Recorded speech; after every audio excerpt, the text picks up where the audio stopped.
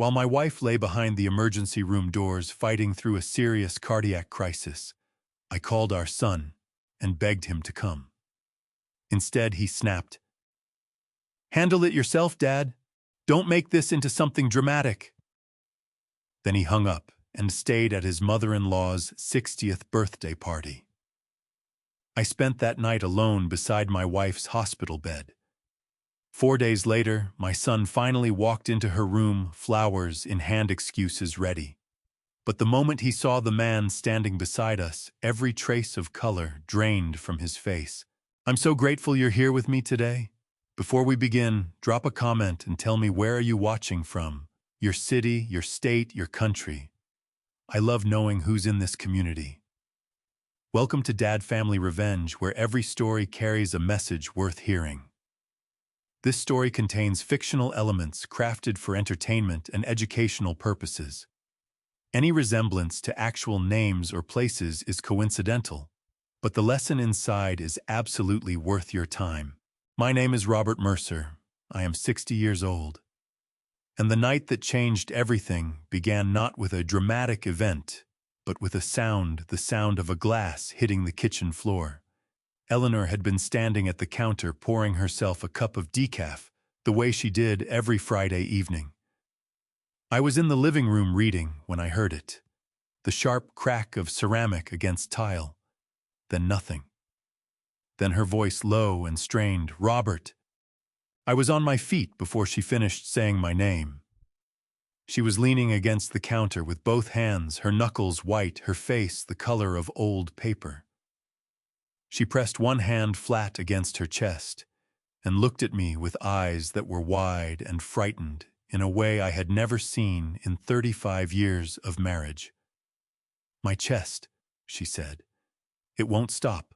My heart seized so hard I felt it in my throat. I crossed the kitchen in 3 steps, got my arm around her waist before her legs gave out completely. She was shaking, not a little, but the deep, full body trembling of someone whose body is fighting something it cannot name. I called 911. I kept my voice steady for her sake, but my hand was pressed so tight against her back I could feel her ribs through her sweater. The dispatcher told me to keep her still, keep her calm. I told Eleanor to breathe. She nodded and tried, and her breath came out thin and jagged, and my chest ached so badly I had to remind myself to breathe too. The ambulance reached us in 8 minutes. It felt like 8 years. At Huntington Hospital, they moved Eleanor through a set of double doors before I had finished giving her name at the front desk. A nurse told me to wait in the hallway. The doors swung shut behind them with a sound like a period at the end of a sentence. I sat down in a plastic chair under a row of fluorescent lights and stared at the closed doors for a long time. Then I picked up my phone and called my son. It took me 3 tries to press the right buttons. My hands were shaking that badly, fingers that had steadied concrete forms and signed 30 years of contracts were fumbling over a touchscreen like they belonged to someone else entirely. Daniel answered on the 4th ring. I could hear it immediately, the noise of a party in full swing behind him. Music, laughter, the sharp clink of glasses. Someone said something, and a group of people erupted in applause. "Dad."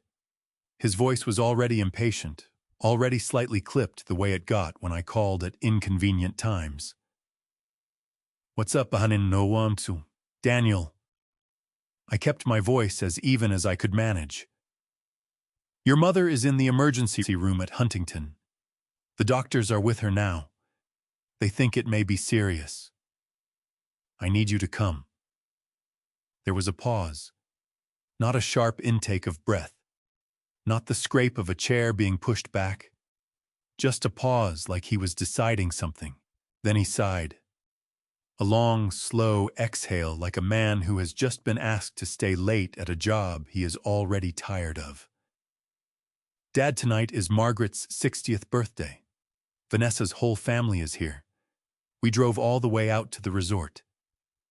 My grip on the phone tightened until my knuckles ached. "Your mother collapsed in our kitchen less than an hour ago. She is behind a set of closed doors, and I do not know what is happening to her right now. She probably just overdid it this week." His voice shifted, took on that smooth, reasonable tone I had heard him use in arguments he wanted to win without raising his voice.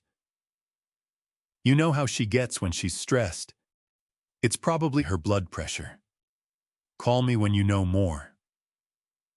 The pain that moved through my chest in that moment had nothing to do with my heart. It was something older and deeper than that. "Daniel," I said, "I am asking you to come. Go handle it yourself, Dad." His voice had gone flat and final, the warmth stripped out of it completely. "Don't make this into something dramatic. It's just chest pain." The call ended. I sat in that plastic chair with the phone in my lap and the fluorescent lights humming above me and the closed doors 15 feet away, and I felt something shift inside me, quiet and permanent, like a foundation settling after a long rain. I did not call him back. I do not know how long I sat there before my phone lit up. It was not Daniel calling back. It was a Facebook notification. Margaret Caldwell had posted a photo and tagged my son. I opened it without thinking, the way you do when your hands are moving before your brain has caught up. The photo loaded slowly on the hospital's weak Wi-Fi. And then there it was, bright and clear on my screen. Daniel was standing in front of a long banquet table draped in white linen, a glass of red wine held loosely in his right hand. He was wearing the navy blazer I had seen him in at Christmas. He was smiling the wide, easy smile of a man who had not a single worry pressing against his ribs. Vanessa stood beside him in a gold dress, her hand tucked into the crook of his elbow, laughing at something off camera. Margaret had written below the photo, "So grateful for family on this beautiful night. Happy 60th to me." I read those words twice. My throat tightened until it felt like a fist was closing around it from the inside. So grateful for family. I set the phone face down on the chair beside me and pressed both palms flat against my knees to stop them from shaking. It did not work. My hands were trembling so badly that I could feel the vibration moving up through my forearms into my shoulders, all the way to the back of my jaw. 40 feet away, behind a set of closed doors, the woman I had built my entire life around was lying on a hospital bed with wires attached to her chest. And my son was holding a glass of wine and smiling for a photograph. I breathed in through my nose and out through my mouth, the way Eleanor always told me to do when I was angry. She had learned it in a yoga class years ago and teased me into trying it during an argument once. It had made us both laugh so hard, we forgot what we were fighting about. The memory of her laughing made my eyes burn so sharply I had to press the heel of my hand against them. Then the doors at the end of the hallway opened, and a doctor in blue scrubs walked toward me with the kind of measured, careful stride that I had learned over the course of one long evening to be afraid of. "Mr. Mercer." He stopped in front of me and clasped his hands together in front of him. "Your wife's condition is more serious than we initially assessed. There's evidence of a significant cardiac event. We need to move forward with an intervention tonight. I need your authorization to proceed." The words landed on me one at a time, each one heavier than the last. "Is she going to be all right?" My voice came out rougher than I intended, scraped raw at the edges. "We're going to do everything we can," he said, and I had been alive long enough to know that was not the same thing as yes. He handed me a clipboard. 3 forms. I signed each one. My hand was shaking so badly on the second form that my signature looked nothing like itself, jagged and uneven like something written during an earthquake. I steadied my wrist with my other hand and signed again. The doctor took the clipboard back and gave me a single nod. "We'll update you as soon as we have something to tell you." Then he turned and walked back through those doors, and they swung shut behind him, and I was alone again in that plastic chair under those humming lights. I picked up my phone. I looked at Daniel's face in the photograph for a long moment. That easy smile, that glass of wine, that gold-lit room full of people who had no idea that anything in the world had gone wrong tonight. Then I turned the phone over and set it face down again and stared at the closed doors and waited. It was the longest night of my 60 years. Just before midnight, a different nurse came out and told me Eleanor had been stabilized. She said I could see her for a few minutes. I followed her through the doors and down a corridor that smelled of antiseptic and recycled air, and she led me to a curtained bay where Eleanor lay with an oxygen line under her nose and monitors tracking every heartbeat on a green screen above her head. She looked small in a way that frightened me more than anything the doctor had said. Eleanor had never looked small to me in 35 years. She had always been the one who made the room feel steadier just by being in it. I sat down in the chair beside her bed and took her hand in both of mine. Her fingers were cold. I wrapped my hands around them and held on. Her eyes opened slowly. She looked at me, then at the ceiling, then back at me. "Where's Daniel?" she asked. Her voice was barely above a whisper. My chest cracked open so cleanly I was amazed I did not make a sound. "Rest now," I told her. I brought her hand up and pressed it against my cheek and held it there. "I'm right here. You rest now, sweetheart." She studied my face for a moment with those tired, careful eyes. Then she closed them again, and I sat beside her in the dim light of that hospital room and did not let go of her hand. The nurses let me stay with Eleanor until just past 1 in the morning, when a kind woman in green scrubs touched my arm and told me gently that Eleanor needed to rest and that I should too. I kissed Eleanor's forehead. Her skin was cool and papery against my lips, and I walked back out to the waiting area and sat down in the same plastic chair I had occupied for most of the night. The hallway was quieter now. A janitor pushed a mop bucket slowly past the far end of the corridor. A television mounted high on the wall played a weather report with the volume turned all the way down. On screen, a smiling woman pointed at a map of Southern California and mouthed words about a clear weekend ahead. I thought about calling Daniel again. I picked up my phone, looked at his name in my contacts, and put it back down without pressing anything.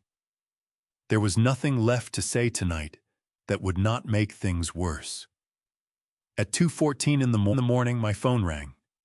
The name on the screen was Linda Parker. I answered immediately. "Linda, Robert."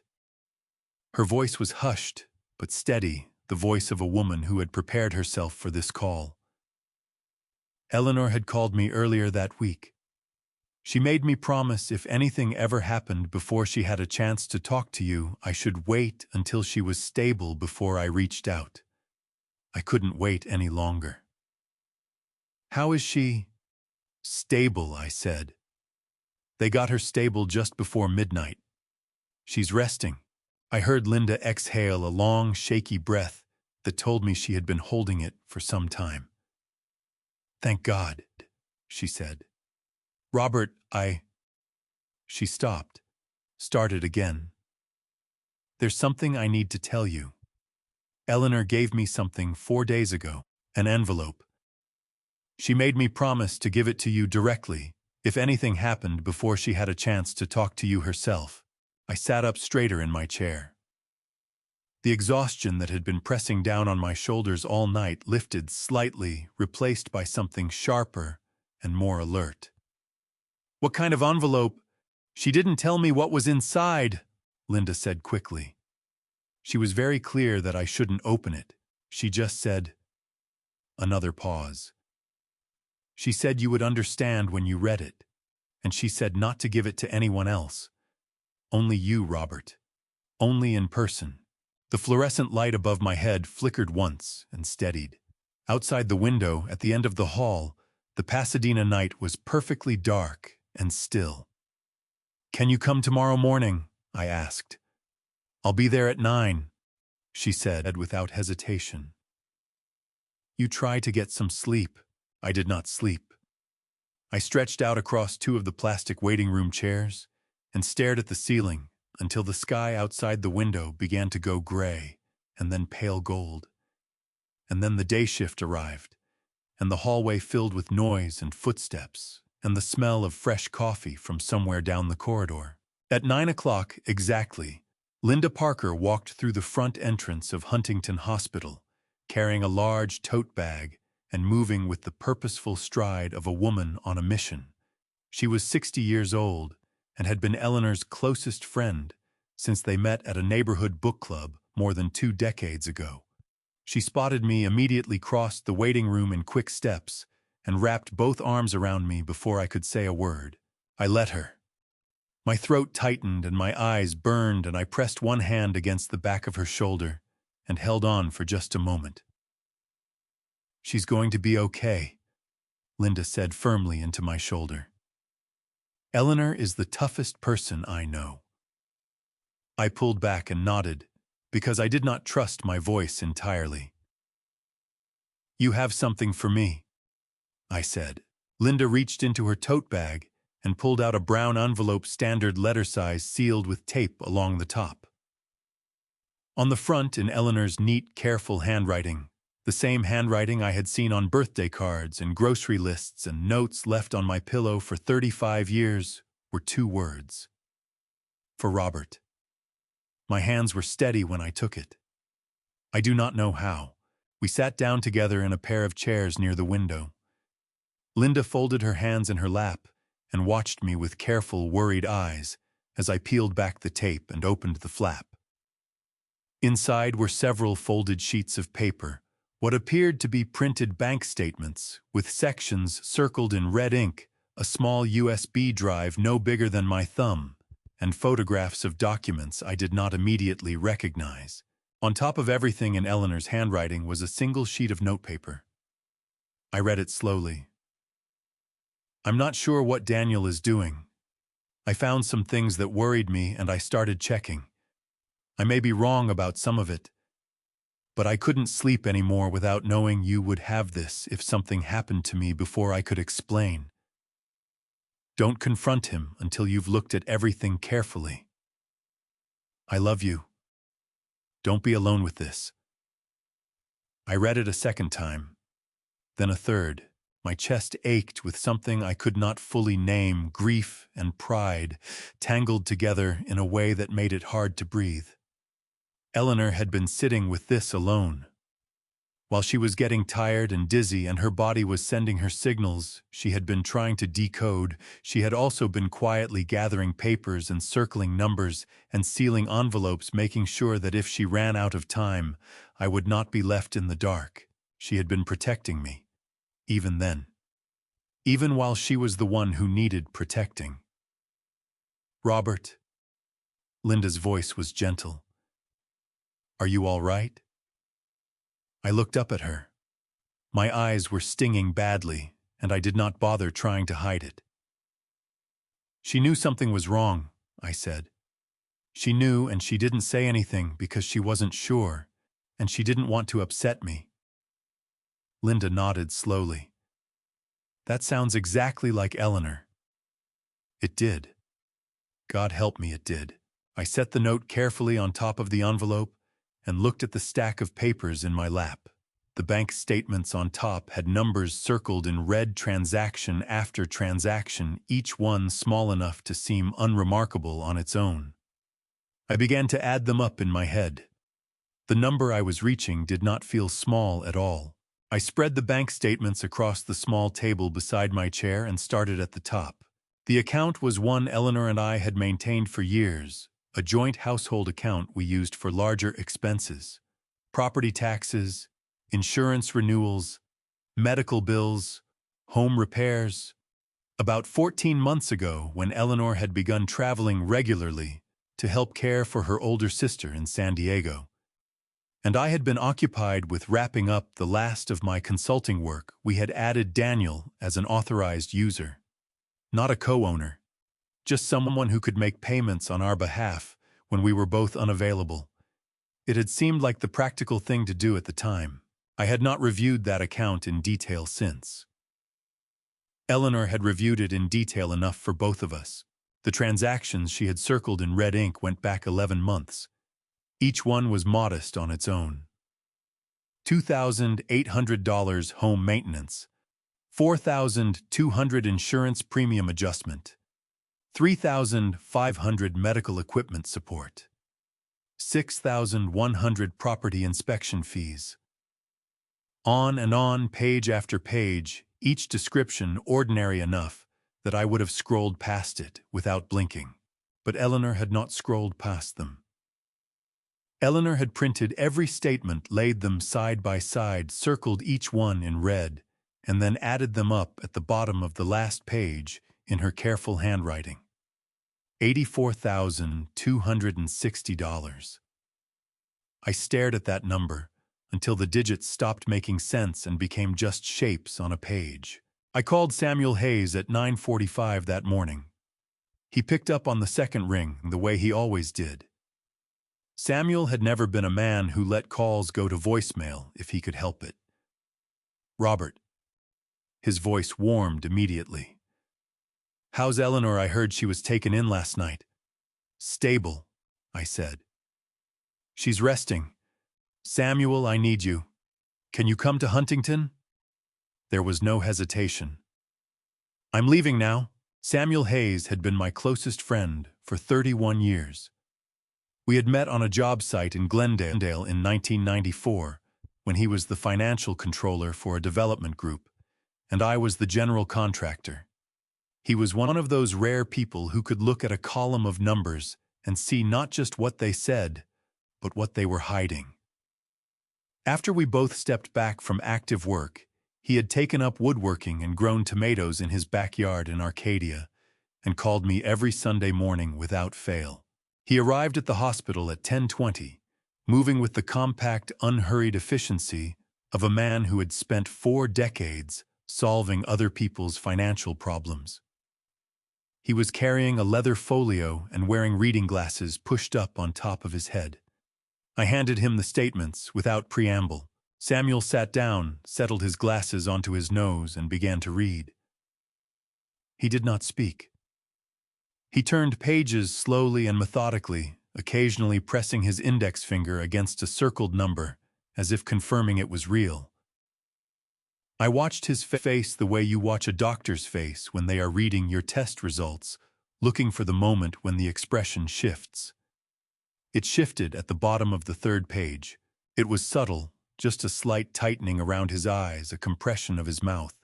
But I had known Samuel for 31 years, and I recognized it.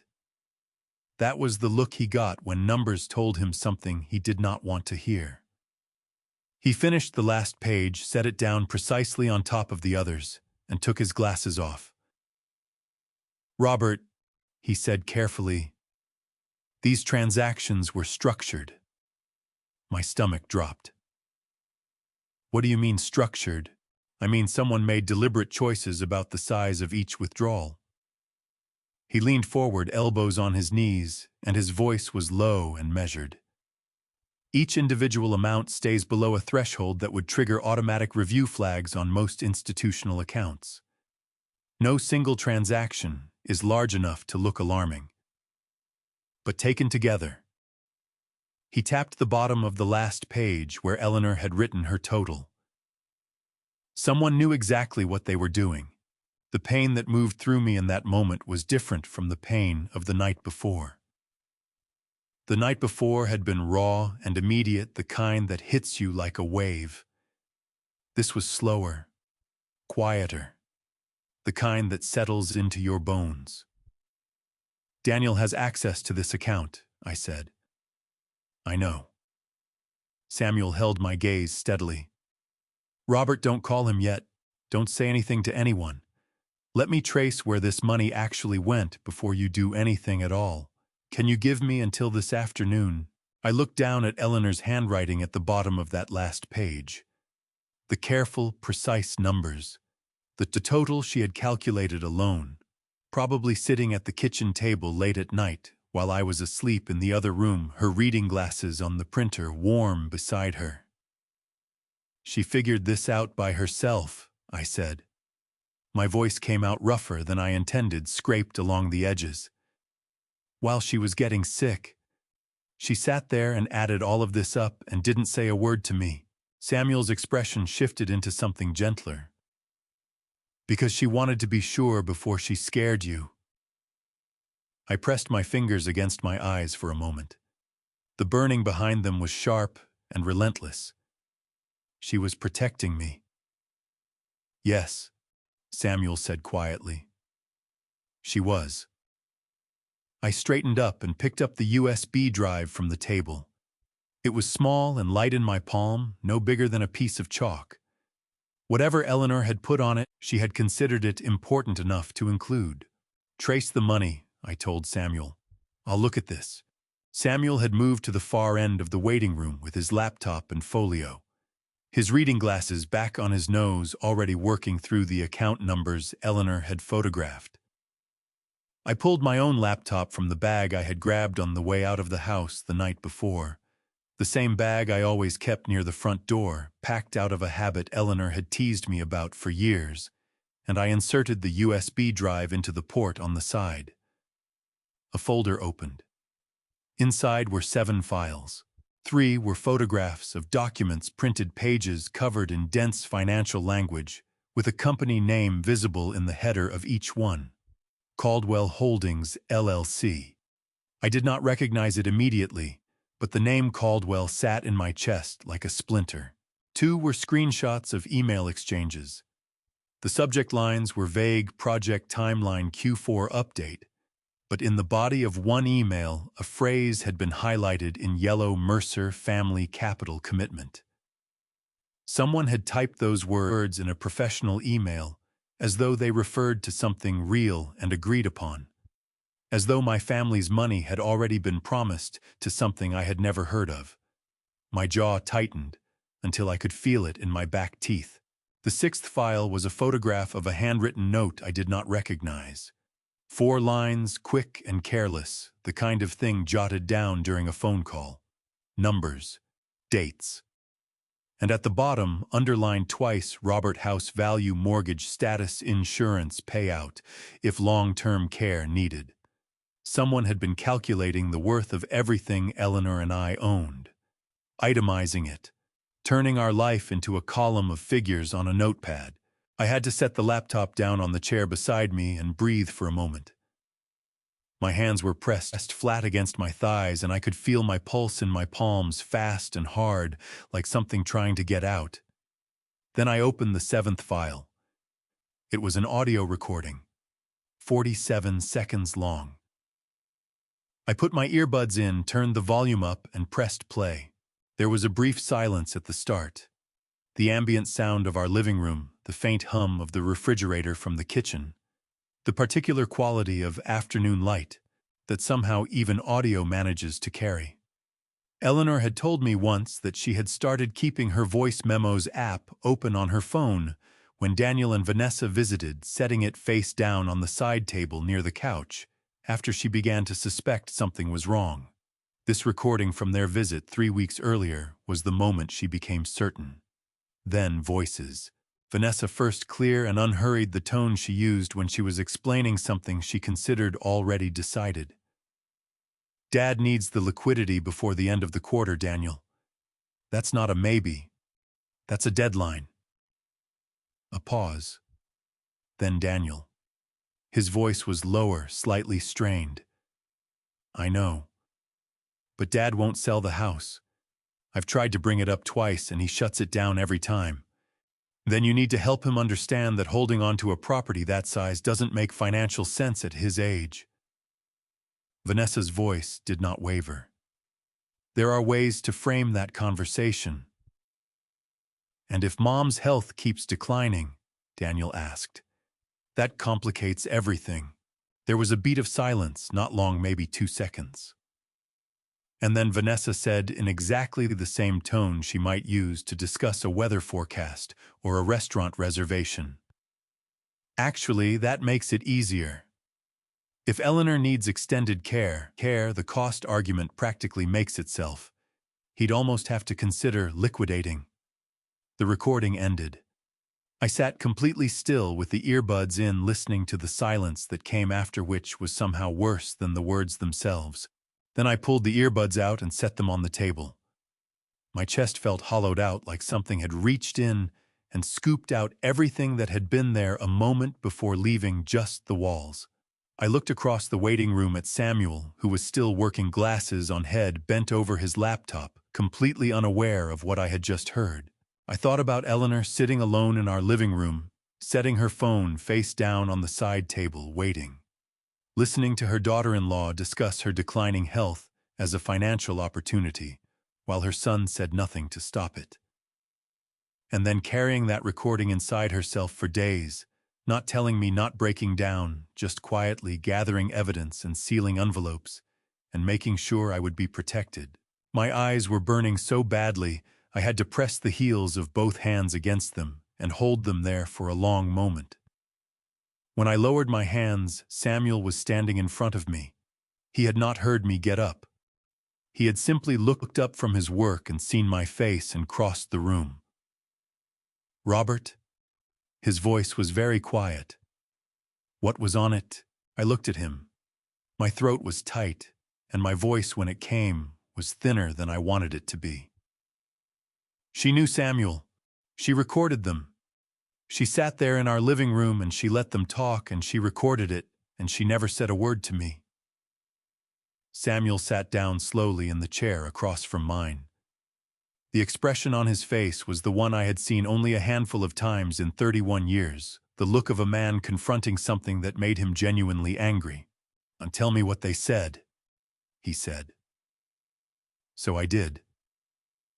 When I finished, Samuel was quiet for a moment.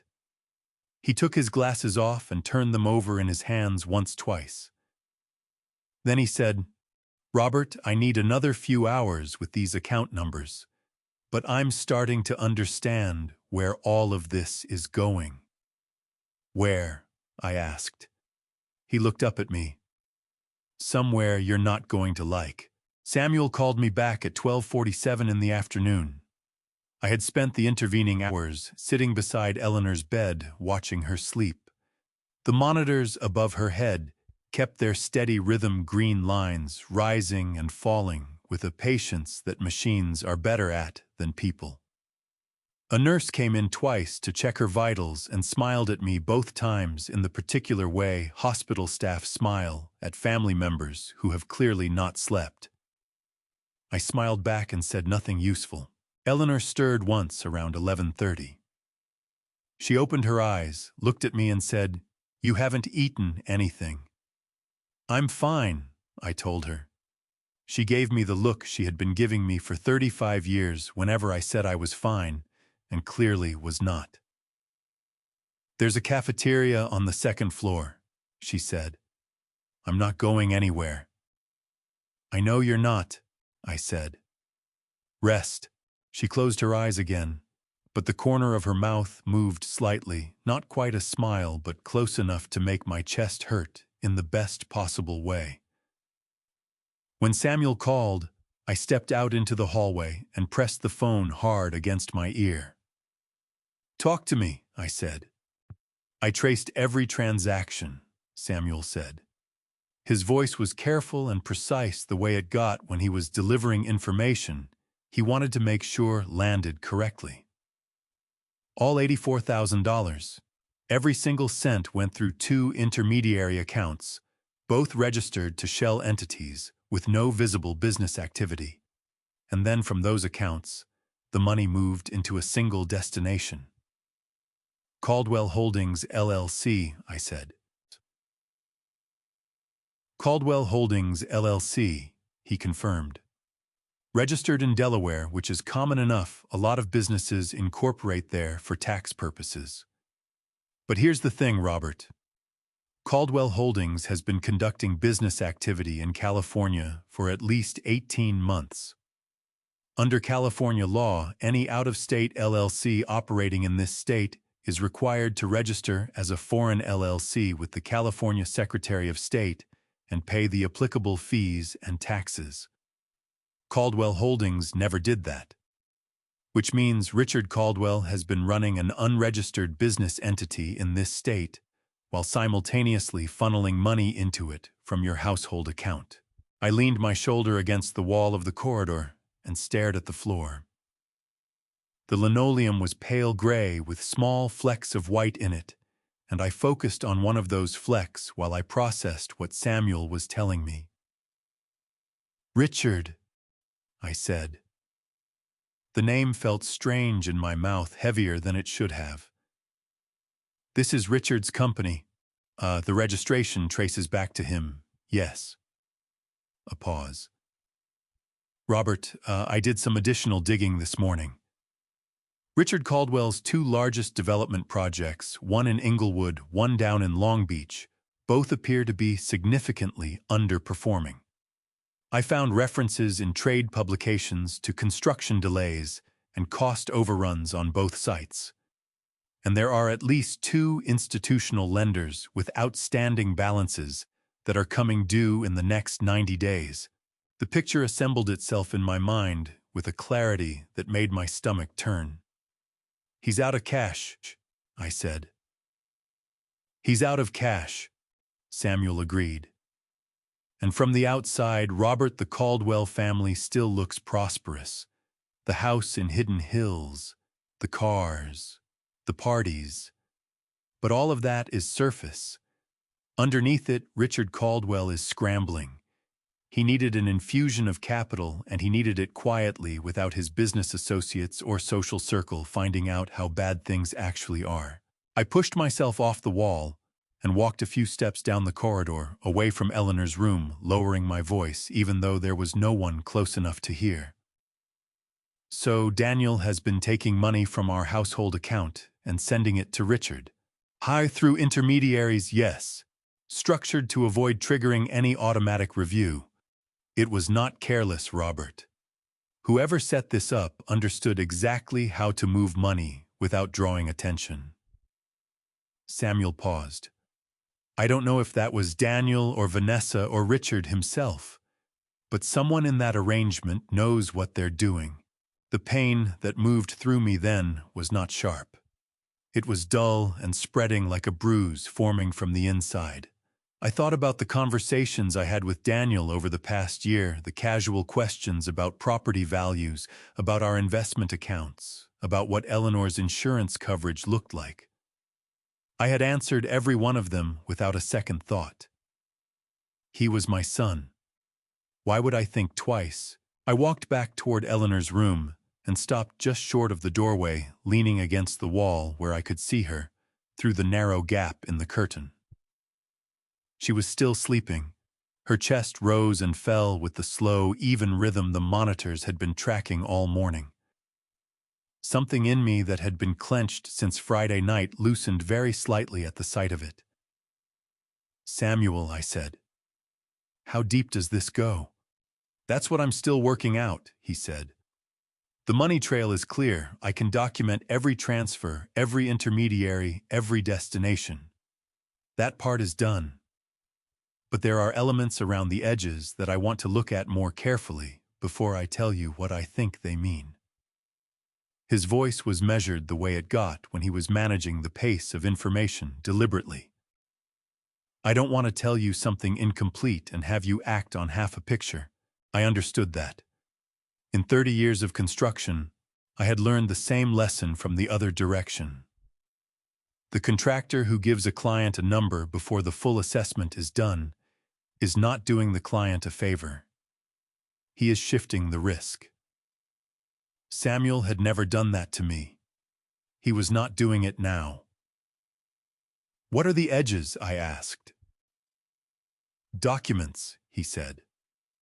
"References in the Caldwell Holdings filing materials to supporting commitments from associated parties. Language that implies resources beyond what Richard has on his own books." A pause. "Your name appears in proximity to some of that language, Robert." "Not directly. Not yet. But close enough that I want to be certain about what I'm looking at before I characterize it. The corridor felt narrower than it had a moment ago. I pressed my shoulder blades flat against the wall and breathed in slowly through my nose. "My name," I said. "In proximity," Samuel repeated carefully. "I want to be precise with you. I am not telling you your name is on a document. I am telling you that your name appears in a context that I do not yet fully understand, and that I intend to understand it completely before I call you back." "How long?" "A few more hours," he said. "Robert, go sit with Eleanor. Let me finish this." I looked through the gap in the curtain at my wife sleeping in her hospital bed, the monitors above her tracking every heartbeat with their patient green lines. "Samuel," I said, "whatever it is, tell me all of it when you call back. Not the careful version, all of it." A brief silence. "I always do," he said. "I know," I said. "That's why I'm asking." He ended the call. I stood in the corridor for a long moment with the phone warm in my hand, the hospital moving quietly around me. What Samuel had already found was enough to make the walls feel closer than they had an hour ago. I was not sure I was ready for whatever came next. But I was going to be. Samuel called me back at 2:47, a second call, shorter than the first, but the one that changed the weight of everything. I was still at the hospital, sitting in the corridor outside Eleanor's room with a cup of coffee that had gone cold an hour ago. The afternoon shift had come on, and the hallway had a different rhythm, now faster, more purposeful, the particular energy of people who had slept the night before. "I need you to stay calm," Samuel said. His voice had a quality I recognized from 30 years of working through difficult problems together. Careful, measured, the voice of a man who had already processed something and was now deciding how to deliver it. "Tell me," I said. "I found your name on a loan document," he said. "A personal guarantee. $68,000 through a private lending firm here in Los Angeles called Westside Capital Partners. They filed a UCC financing statement with the California Secretary of State Public Record. That's how I found it. They specialize in short-term real estate bridge loans, the kind of operation that moves faster than a traditional bank and asks considerably fewer questions about the paperwork they receive." A pause. "The guarantee is dated 3 weeks ago, Robert, and the signature at the bottom of the last page is yours." I set the coffee cup down on the floor beside my chair very carefully, the way you set something down when your hands are not entirely reliable. "I have not signed anything in the past 3 weeks, I said. "Not for any lender, not for any purpose whatsoever." "I know," Samuel said. "That's why I'm telling you before I tell you anything else." The hallway continued around me, a cart wheeling past voices at the nurse's station, the ordinary sounds of a building full of people trying to get better. None of it touched me. "Someone signed my name," I said. "Yes, and to do it convincingly enough to pass with a private lender, they would have needed something to work from. An original. Something with your actual signature that they could study and replicate." His voice was steady and precise. "Robert, do you keep signed documents at the house, originals, contracts, legal papers, anything bearing your authentic signature over the years?" I thought about my home office, the filing cabinet beside the window, the folder I had maintained for 30 years of contracts, every page signed in blue ink, every signature the same deliberate mark I had developed sometime in my 30s and had not varied since. "Yes," I said. "A great deal of them." "Then I need you to go home," Samuel said, "before you do anything else tonight. I need you to go home and check that office." I understood immediately what he was not saying directly, that he did not want to name it over the phone. Did not want to put the word into the air between us until I had confirmed what he already suspected. I had known Samuel long enough to recognize when he was being careful with me. He was being very careful right now. "Is there anything else?" I asked. "One thing," he said. Westside Capital Partners is not a large operation. They move fast and they ask a few questions, but they are not careless, not about paperwork. For a personal guarantee of this size to clear their process, the signature would need to be convincing. Not a rough approximation. Something studied. Something practiced. A pause that felt deliberate. "That takes time, Robert. And access." The word settled into me the way cold settles into a building when the heat goes out slowly, completely reaching every corner. "How long do you need?" I asked. "Give me until tomorrow morning," Samuel said. "I want to pull the full filing on this loan. There will be additional documents, a submission package supporting materials, possibly identification records. If someone constructed a false guarantee in your name, they did not do it in isolation. There will be a paper trail." His voice shifted slightly, took on the particular weight it carried when he was telling me something he needed me to hear clearly. "Robert, whatever you find at the house tonight, do not confront anyone. Do not call Daniel. Do not call Vanessa. Just look. Document everything you see, and then call me." "I won't call them," I said. "Good." There was a brief silence between us, not uncomfortable but full. The kind of silence that forms between two people who have known each other long enough that not every thought needs to be spoken to be heard. "Samuel," I said finally. "How bad is this?" He took a breath. "I don't know the full shape of it yet. But Robert, a forged personal guarantee on a $68,000 loan in your name, with your signature filed with a private lender, that is not a mistake. That it is not an impulse. That is something that required planning and materials and time." Another pause. "Someone made a decision." I pressed my free hand flat against my knee and held it there. The hallway around me was bright and ordinary and completely indifferent, the way public spaces always are when something private is falling apart inside you. "I'll go home tonight," I said. "Good. And Robert." His voice softened just slightly the way it did on Sunday mornings when we talked about things that had nothing to do with business. "Eleanor is going to be all right. You focus on what you can control right now." "I know," I said. We ended the call. Under California Penal Code Section 470, forgery is defined as signing another person's name to any document without their authority with the intent to defraud. The signature on the Westside Capital Partners loan guarantee was not mine, but it had been made to look like mine, and I had just understood with a completeness that left no room for doubt exactly where the person who made it had gone to learn how. I stood up, picked up the cold coffee cup, and dropped it in the bin beside the elevator, and went to say goodnight to Eleanor. She was awake. She looked at my face the way she always had after a long absence, unhurried, taking inventory, making sure I was still in one piece. "Go home, Robert," she said. "Get some sleep." "I will," I said.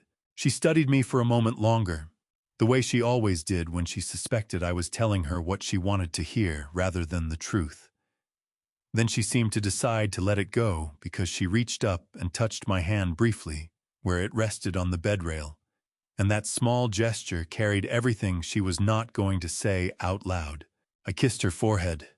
Her skin was cool and papery, the same as it had been Friday night in this same room, and I stayed a moment longer than I needed to before I straightened up. I walked to the elevator and pressed the button for the parking structure, and rode down in silence and got into my car. I did not go to sleep.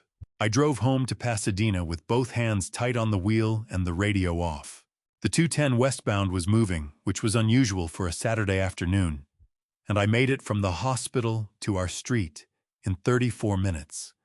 I noticed the time because noticing small, concrete things was the only way I knew to keep my mind from going somewhere I could not afford to go yet. 34 minutes. The porch light was still on. The mail had not been collected. Eleanor's reading glasses were on the side table by the front door, exactly where she always left them, perched on top of a folded grocery list in her handwriting items for a dinner she had been planning to make next week. I stood in the entryway for a moment, with the door still open behind me, and looked at those glasses. Then I closed the door and went to find Eleanor's pillow and her good cardigan, and the things she would need for the next several days, moving through our house with the particular efficiency of someone who has learned that grief is not a thing you can afford to sit down inside of when there is still work to be done. I was crossing the hallway back toward the front door, Eleanor's bag packed and in my hand, when I stopped. The door to my home office was ajar. Through the gap, I could see the edge of my desk, the row of binders on the far shelves, and on the middle shelf between a dictionary and a stack of project folders. The small black rectangle of a security camera I had installed 14 months ago and had not thought about since. I had put it there after a set of original contracts disappeared during a home renovation the previous year. The crew the contractor brought in were men I did not know, and after 2 folders of executed documents went missing during the 3 days they worked in the house, I had ordered a small camera online, mounted it behind a row of books, where it was not immediately visible, and connected it to a cloud archive that stored footage automatically on a 90-day rolling basis. I had installed it and forgotten it. Until this moment. I set Eleanor's bag down in the hallway and went into the office and sat down at my desk and opened my laptop. My hands, which had been steady through every phone call and every document I had signed since Friday night, were not entirely steady now. I pressed them flat on the desk for a moment before I typed in the password to the cloud archive. The interface opened onto a calendar grid. Most of the days were empty, the office sat unused for long stretches, and the camera only recorded when it detected motion. But 6 weeks ago, on a Tuesday, when I knew with complete certainty that Eleanor and I had been in Santa Barbara for a friend's wedding, there was a thumbnail. I clicked on it. The timestamp read 10:58 in the morning. Daniel walked into my office. He moved the way he always moved in our house, easily, without hesitation, with the relaxed entitlement of someone who has never had reason to feel unwelcome anywhere. He went directly to the filing cabinet beside the window without looking around, without pausing, moving with the specific purpose of a person who already knew exactly what they were looking for and had been thinking about where it was for some time before arriving. He pulled open the second drawer and leafed through the hanging folders quickly. He removed 3 of them and carried them to the desk and set them down and opened the first one. Then he took out his phone and began to photograph the documents inside. My jaw clenched so hard I felt it in the back of my skull. He worked methodically, page by page, holding the phone at a consistent distance above each sheet to get a clear image. Tax returns, investment account summaries, the property documents for the house. And then he reached the third folder, the one that held executed contracts from the final decade of my company's operation. Every page bearing my original signature in blue ink, and he slowed down. He photographed every page of that folder, not quickly, carefully, checking each image on his screen before moving to the next sheet to make sure it was clear. Then Vanessa appeared in the doorway. She had been waiting in the hallway the entire time. She walked into the office with the unhurried ease of someone supervising a task rather than performing one, and she leaned over Daniel's shoulder and scanned the documents spread across the desk. She pointed at something on one of the open pages. Daniel looked where she was pointing. Then he lifted his phone and photographed that section again, just that section, framed tightly, nothing else in the shot. The bottom of the page, the signature block, My name in my own handwriting, captured in close-up, isolated from everything around it. My throat closed. They were in my office for 19 minutes. When they finished, Daniel tucked the folders back into the filing cabinet, with care not rushing, taking the time to replace each one in the right position. Vanessa picked up a pen that had rolled to the edge of the desk during their work and set it back where it had been. Then they walked out together, and the office was empty again, and the camera recorded 17 more minutes of stillness before the motion detection switched off. I sat at my desk, with my hands flat on the surface, and watched the footage reach its end and the screen go still. Under California law, a homeowner has the absolute right to record video inside their own residence. The footage I was looking at had been lawfully obtained. It belonged to me. And what it showed was not ambiguous. It showed my son and his wife in my office in my house on a day when they knew Eleanor and I would not be home, systematically photographing my financial records and capturing close-up images of my original signatures. The signature on the Westside Capital Partners loan document, the one Samuel had found. The one that was not mine had come from this room, from this footage, from those 19 minutes. I picked up my phone and called Samuel. "Check your email in 10 minutes, I said when he answered. "I'm uploading something you need to see." Then I called Michael Torres, my attorney of 20 years, and told him we needed to move on the litigation hold tonight. I stood up, picked up Eleanor's bag from the hallway floor where I had left it, and walked back out to the car. The late afternoon sun was low and flat over the San Gabriel Mountains, turning the familiar street orange and long-shadowed. Our neighbor's dog barked twice from behind a fence. A kid on a bicycle rode past without looking up. Everything looked exactly as it always had. I drove back to the hospital and did not look in the rearview mirror once. Before I tell you what Samuel found that Sunday morning, and I promise you, this is the piece that made everything else fall into place, drop a 99 in the comments right now. So I know you're still here with me. Because what I'm about to share changes the entire picture of that Friday night. Heads up, this story weaves in some fictional elements for storytelling purposes. If that's not your thing, no hard feelings, feel free to step away anytime. But if you're staying, buckle in. I got back to the hospital at 6 in the evening. Eleanor was drowsy from her medication and fell asleep not long after I arrived. I sat beside her until the nurses asked me to leave at 9, then walked out to the parking structure, reclined the driver's seat, and stayed there. I did not want to be far from her. I did not want to be inside a house that felt too quiet and too large without her in it. By Sunday morning, something had shifted. Eleanor was awake, sitting up against her pillows, with a little more color in her face than she'd had that morning. One of the nurses had helped her wash her hair, and she was wearing the blue cardigan I had packed for her, and she looked more like herself than she had since Friday night. The sight of her hit me somewhere behind the sternum, a sharp, involuntary pressure, the kind that comes when something you were terrified of losing is still there. "You found the pillow," she said when I walked in. "I found the pillow," I said. I handed it to her, and she hugged it against her chest with both arms the way she always did, and for a moment the hospital room and the monitors and the IV line in her arm all receded, and it was just Eleanor holding her pillow and looking at me with those steady brown eyes. Then she said, "Tell me what happened at the house." So I told her about the camera. I told her about the footage, Daniel and Vanessa in my office, the 19 minutes, the careful, systematic way they had worked through my files, the close-up photograph of my signature. I kept my voice even and factual and watched her face while I spoke. She did not flinch. She did not look away.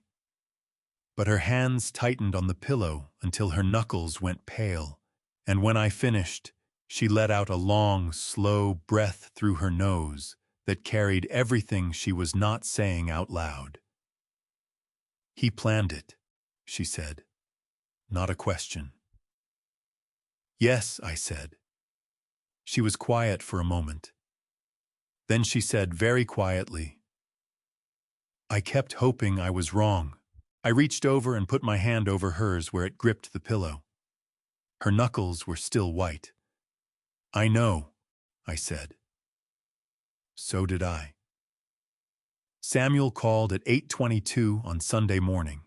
I had been awake since 6, sitting upright, with a gas station coffee cooling in the cup holder and watching the early light come up over the San Gabriel Mountains, that particular pale gold that Southern California mornings do in November, clean and thin and completely indifferent to what is happening in the lives of the people watching it.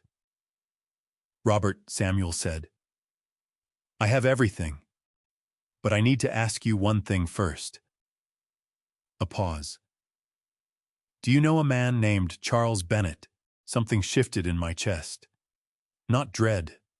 Something more precise than that, the feeling of a piece moving into a position you had not anticipated, and then realizing it had been heading there all along.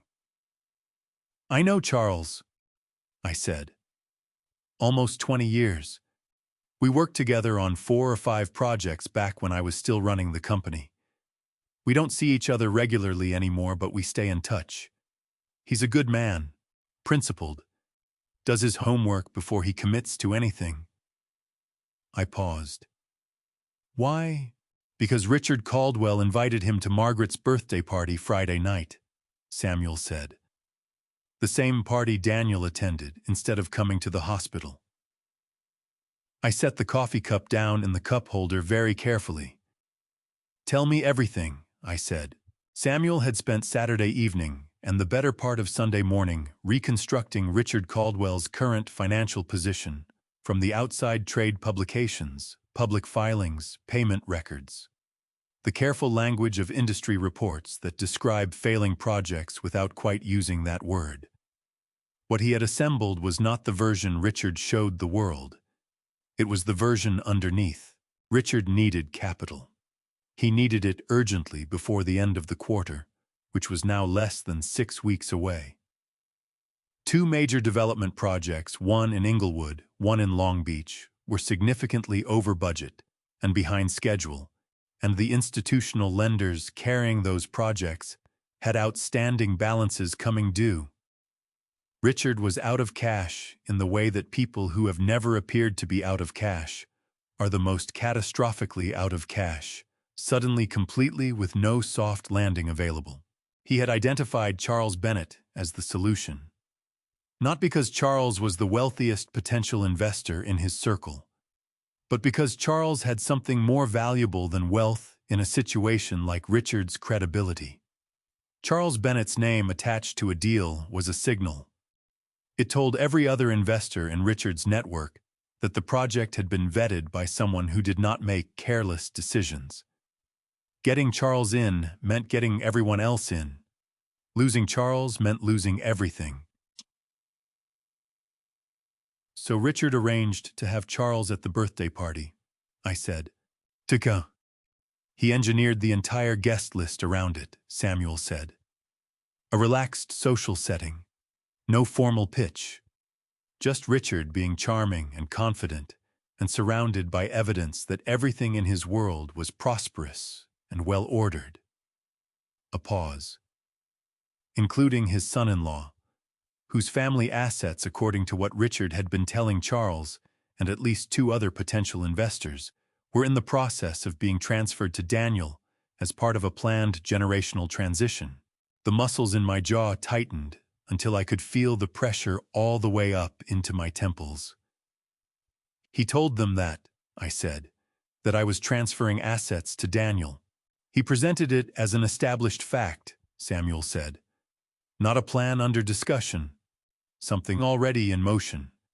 Daniel stepping into an expanded financial role. The Mercer family resources moving into the next generation." Another pause, shorter. Robert Daniel was at that dinner knowing all of this. He sat at that table knowing what Richard was telling people, knowing what his name and his presence were being used to represent. And on that same evening, you were sitting alone in a hospital hallway, asking him to come. Outside the windshield, a mockingbird landed on the concrete barrier in front of the car and began running through its repertoire. 3 different songs in 30 seconds, each one borrowed from something else. I watched it and let the full weight of what Samuel had said settle into me. Daniel had not simply chosen a birthday party over his mother's emergency room. He had chosen to be a prop in his father-in-law's performance. He had chosen to stand in a resort dining room and allow his presence to be used as evidence of something that did not exist. A family transition, a transfer of trust, a handshake agreement between generations that Robert Mercer had never made and never been asked to make. He had put a price on it, and the price had been low enough to say yes to. "Still," I said. My voice came out very flat and very even. "Charles and I go back a long time." "I know," Samuel said. "That's exactly why I'm calling you first." I picked up the coffee cup, looked at it, and set it back down. It had gone completely cold. "I'm going to call him," I said. "Yes," Samuel said. "You should." I ended the call and sat for a moment in the quiet of the car, with the morning light coming stronger now over the mountains, the mockingbird gone, the parking structure beginning to fill with the sounds of Sunday distant footsteps. A car door closing somewhere below the ordinary noise of a city that had no idea what kind of week some of its residents had just been through. Then I found Charles Bennett's number in my contacts, pressed call, and listened to it ring. Charles answered on the second ring. "Robert Mercer." His voice was warm and unhurried, the voice of a man genuinely glad to hear from an old friend. "It's been too long. How are you keeping?" "Eleanor is in the hospital," I said. "Cardiac event Friday night. She's stable, but it's been a hard few days." The warmth in his voice deepened immediately into something more serious. "Robert, I'm sorry. I had no idea. How is she doing?" "Better than she was," I said. "Charles, I need 30 minutes of your time tomorrow morning. Before you make any decisions about Richard Caldwell's proposal, I need you to look at some documents. That's all I'm asking." A silence settled over the line. Not hesitation, I had known Charles long enough to recognize the difference. He was listening to my voice. Not just the words, but the way I was carrying them. Flat, steady, stripped of everything except the facts. It was the voice of a man who was not calling to complain or to ask a favor. It was the voice of a man who had found something and needed another pair of eyes on it before he decided what to do. 8 o'clock tomorrow morning, Charles said. "My office on Figueroa. I'll have coffee waiting." The Bennett Capital Group occupied the 18th floor of a glass tower on South Figueroa Street in downtown Los Angeles. I had been there twice before years ago during a Culver City project that had eventually fallen through. The elevators opened onto a reception area with a view of the city that on clear mornings extended all the way to the ocean. Charles met me in the lobby himself. He shook my hand and asked after Eleanor with the directness of a man who meant the question, and led me to a conference room where Samuel was already setting the documents out on the long table in the order we had agreed on the night before. Charles sat down across from us and began to read. He read the way he always had, thoroughly, without rushing, going back occasionally to re-examine a section. His face gave very little away. When he reached the West Side Capital Partners loan document and saw the signature at the bottom of the last page, he stopped. He looked at it for a long moment. "Is this your signature?" he asked. "No," I said. He set the page down. He looked at the camera stills, Daniel and Vanessa in my office, the close-up of the signature block. Then he folded his hands on the table and looked at me. Richard told me last Thursday evening at the dinner that you and Eleanor had decided to begin transitioning your assets to Daniel, he said. He presented it as something already in motion, not a discussion, a decision that had been made. He paused. Daniel and Vanessa were both there. Richard introduced them to me and two other guests as the next generation stepping into an expanded role. My jaw tightened until I could feel it in the back of my neck. Eleanor and I have never had that conversation with anyone, I said. The house is in our names. Every account is in our names. I have not signed a single document authorizing any transfer to anyone. Charles held my gaze for a long moment. Something moved behind his eyes, not surprise, but the particular expression of a man whose suspicion has been confirmed in a way he had been hoping it would not be.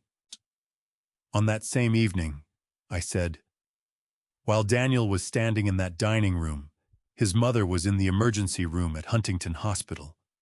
I called him and told him exactly that. He told me to handle it myself and hung up. Charles was quiet for several seconds. He looked down at the documents spread across the table. Then he picked up the loan guarantee one more time, studied the signature, and set it back down with a finality that told me everything before he opened his mouth. I'll call Richard this afternoon, he said. I'm out. That's your decision to make, I said. Yes.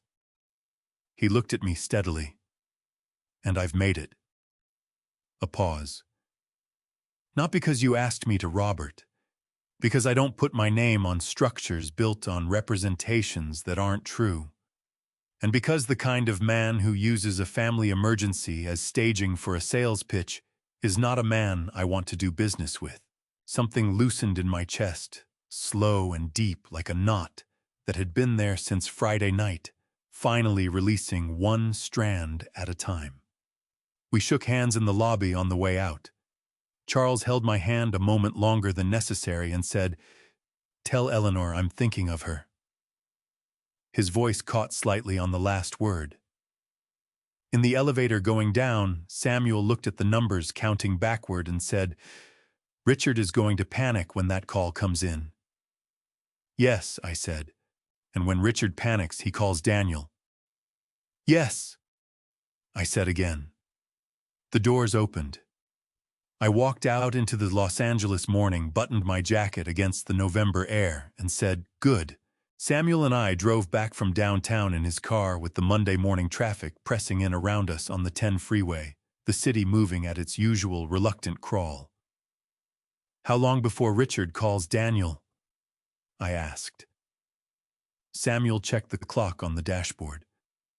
"Charles said he'd call this afternoon, so 3 hours, maybe 4.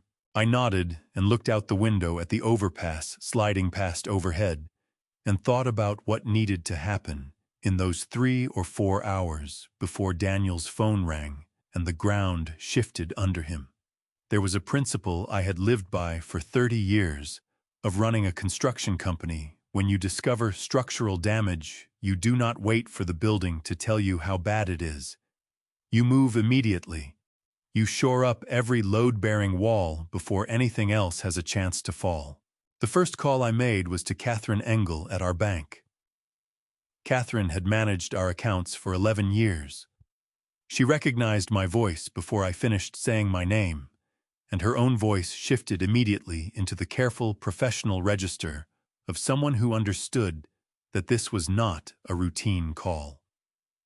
"I can do that right now," Catherine said. "Do you want me to connect you with our fraud division directly?" "Yes," I said. "Please." The conversation with the fraud division took 35 minutes.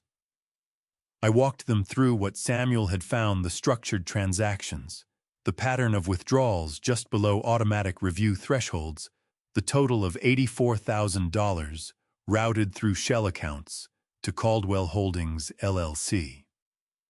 I told them the amounts were unauthorized, that the authorized user designation had been misused, and that I had documentation I was prepared to submit immediately. The investigator told me they were opening a formal case, and asked me to submit Samuel's full documentation package directly to their legal team, which I agreed to do before end of business. The second call was to Michael Torres. "The forgery referral is ready," Michael said. "California Penal Code Section 470. The camera footage establishes that Daniel and his wife accessed your original signature documents in your home. The loan guarantee at Westside Capital contains a signature that does not match your authenticated signing pattern. I can submit the referral package to the district attorney's office today." "File it," I said. A brief pause. "Once this goes in, Robert, it becomes a matter of record. A formal investigation will follow." "I understand," I said. "File it." When I got back to the hospital at 2 in the afternoon, Eleanor was sitting up in bed with a little more steadiness than the day before. She had been doing the breathing exercises the respiratory therapist had shown her, and there was something in her posture, a slight squaring of the shoulders, a particular set to her jaw that I recognized immediately. It was Eleanor deciding to get better. Eleanor in that mode was not something that got argued with. I sat down beside her and she looked at my face and said, "It's done." "The immediate things are done," I said. "The rest will take time." She nodded. Her hands were folded in her lap, and she looked down at them for a moment before she looked back up at me. "He doesn't know yet," she said.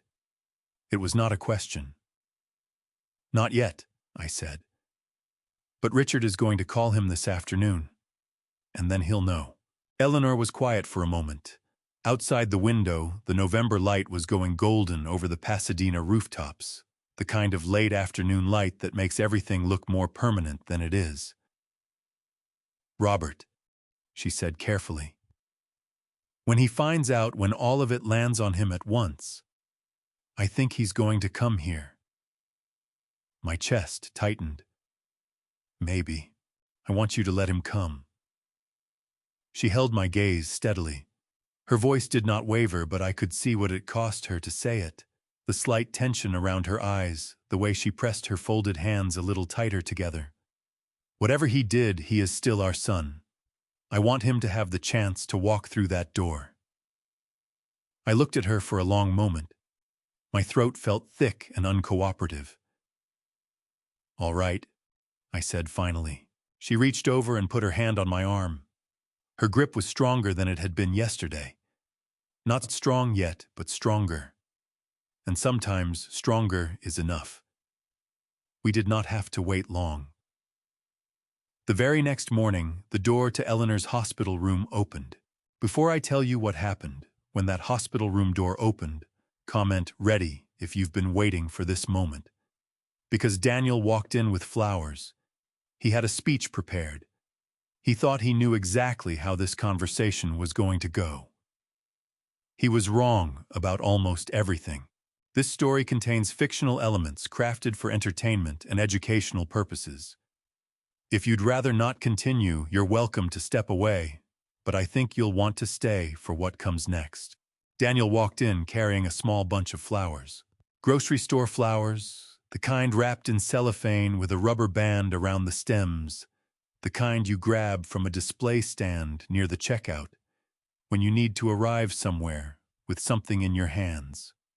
White carnations and 2 sprigs of baby's breath.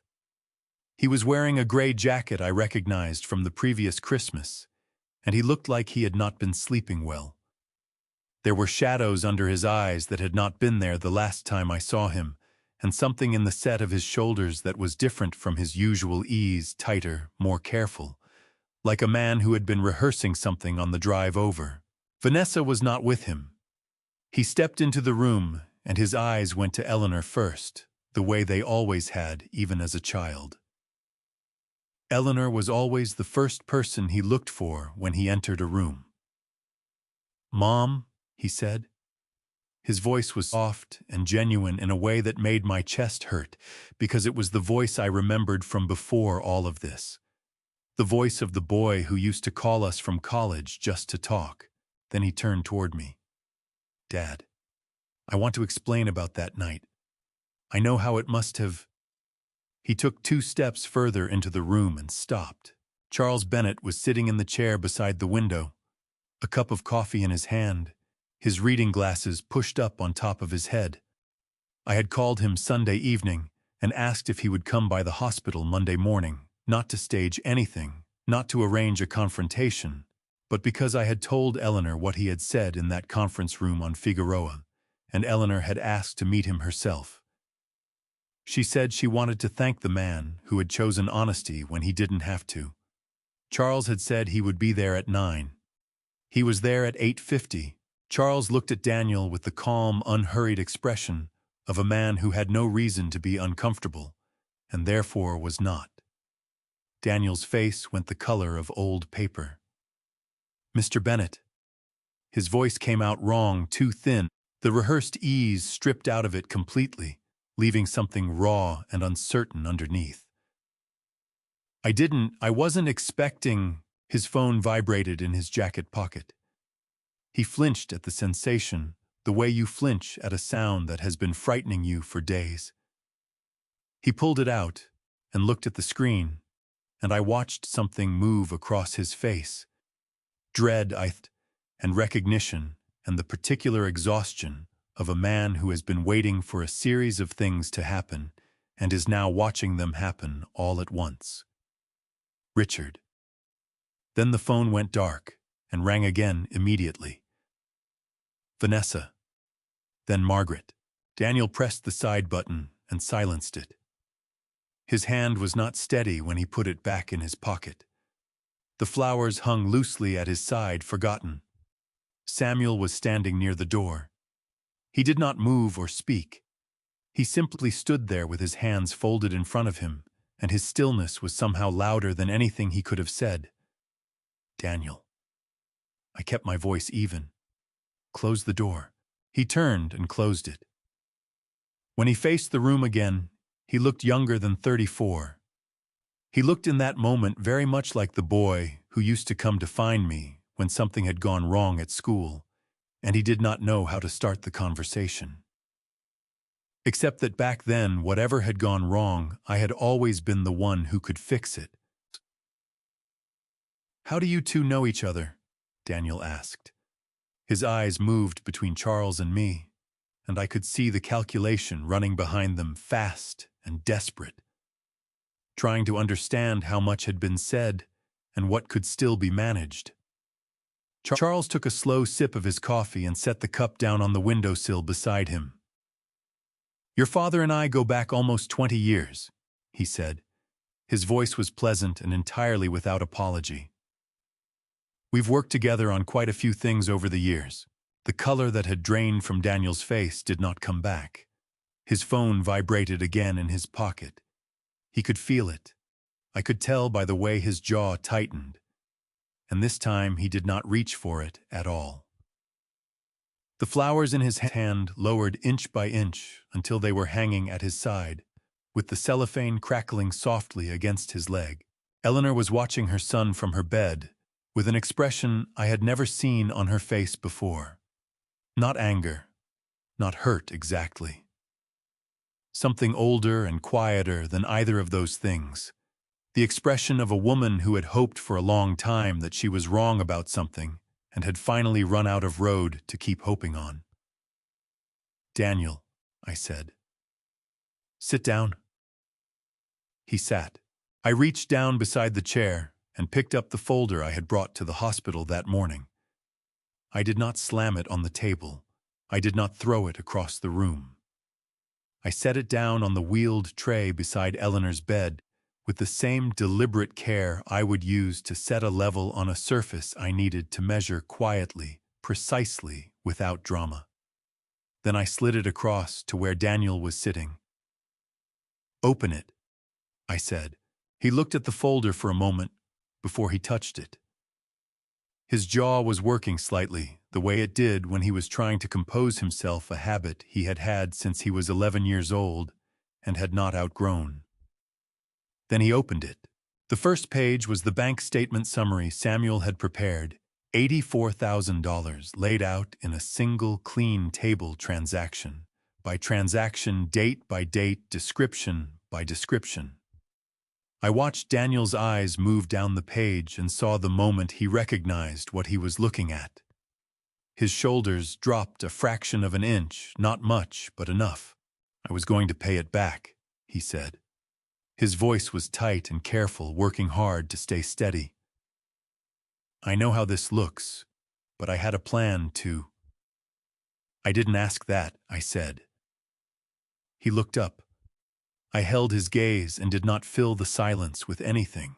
He looked back down.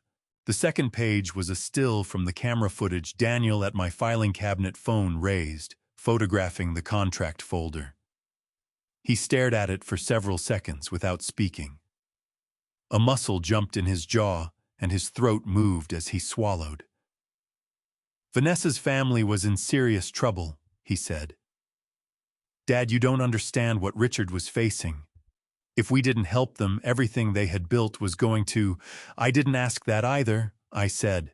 His hands tightened on the edges of the folder until his knuckles went white. He turned to the third page, the Westside Capital Partners loan guarantee, with the signature at the bottom that was not mine. The color left his face so completely that for a moment I was genuinely concerned about him in a medical sense. He pressed one hand flat against the page and stared at it, and the breath he let out was uneven and shallow and too loud in the quiet of the room. "Daniel." Charles's voice came from the chair by the window, quiet, unhurried, without judgment, but without softness either. "Richard told me that your family assets were being transitioned to you. He told me this on Thursday evening at the dinner. He used it as the foundation for everything he presented to me and to at least 2 other potential investors."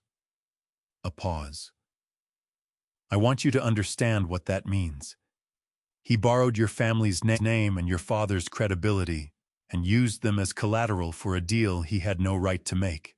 Daniel's hand was trembling on the page. He pulled it back into his lap and pressed both palms flat against his thighs, the same gesture I had used in the hospital hallway 5 days ago, I realized. The same attempt to stop the shaking by pressing down on something solid. "I didn't know he was going to tell you that," Daniel said. His voice cracked on the last word, and he pressed his lips together hard, trying to pull himself back. "I swear I didn't know he was going to say that to you specifically." "But you knew he was going to say something like it," I said. "To someone." Daniel did not answer, which was its own answer. I leaned forward slightly in my chair and kept my voice completely level. "You're my son. I know that. I have known it every day of your life, and I will know it every day of mine.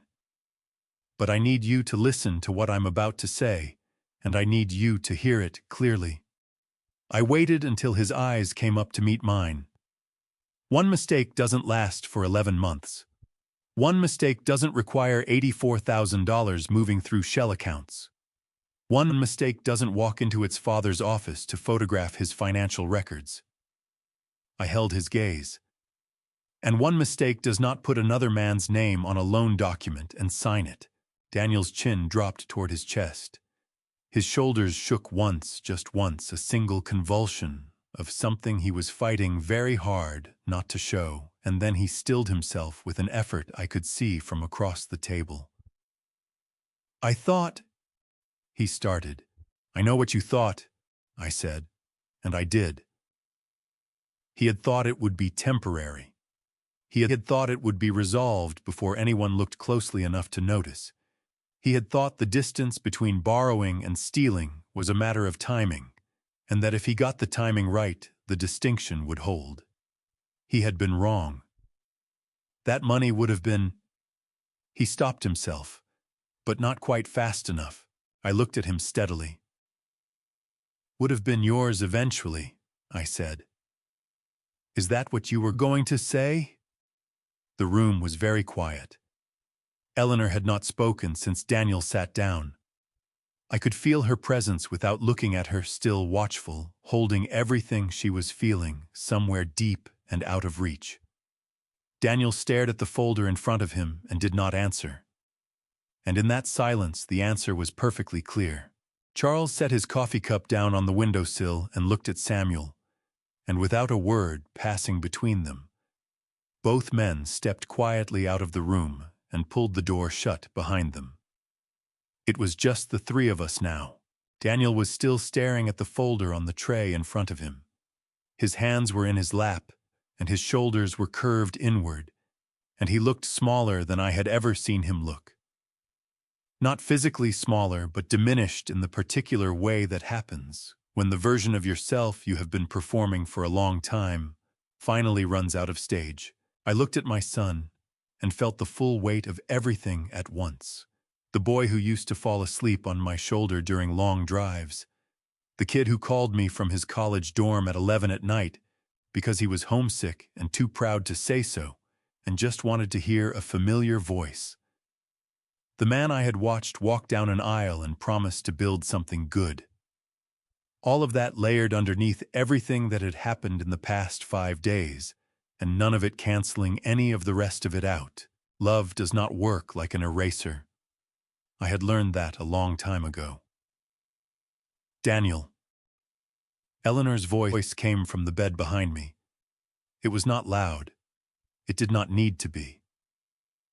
Eleanor had a particular quality to her voice when she was speaking from somewhere very deep and very certain. A steadiness that was different from her everyday steadiness, quieter and more final, the kind that made people stop and pay attention without knowing exactly why. Daniel looked up at her. His eyes were red around the rims, and his jaw was working again, that old habit grinding against whatever he was trying not to say or not to feel. "When your father called you Friday night," Eleanor said, "what did you say to him?" Daniel's throat moved. He opened his mouth and closed it again. His fingers pressed flat against his thighs so hard, the fabric of his pants pulled tight across his knees. "What did you say, Daniel?" Her voice did not rise. It did not need to. I watched my son's face go through something. I had no name for a crumpling, a collapse of the careful architecture he had been maintaining, all of it giving way at once. The way a wall gives way, not dramatically, but steadily, one crack, finding another until there is nothing left holding the surface up. "See, I told him to handle it," Daniel said. His voice came out broken at the edges, barely above a whisper. "I told him to handle it himself." Eleanor looked at him for a long moment. Her hands were folded on top of the blanket, and her face was very still. And in the morning light coming through the hospital window, she looked, I thought, like someone who had been carrying something extraordinarily heavy for a very long time and had finally quietly set it down. "Then now you understand," she said, "what it feels like to hear those words from your own family." Daniel's face broke. Not dramatically, not the way it happens in films with sound and gesture. It broke the way things break when there is nothing left to hold them together, and the breaking has been coming for a long time. His chin dropped to his chest, and his shoulders shook, and he pressed the back of his hand hard against his mouth, and the sound that came out of him was small and muffled and terrible, the sound of a grown man trying very hard not to cry and failing. I looked at Eleanor. She was watching our son with those steady, exhausted eyes, and I could see on her face the particular agony of a mother who loves completely and is choosing with full knowledge of the cost not to reach out. Not yet. Not for this. "Dad."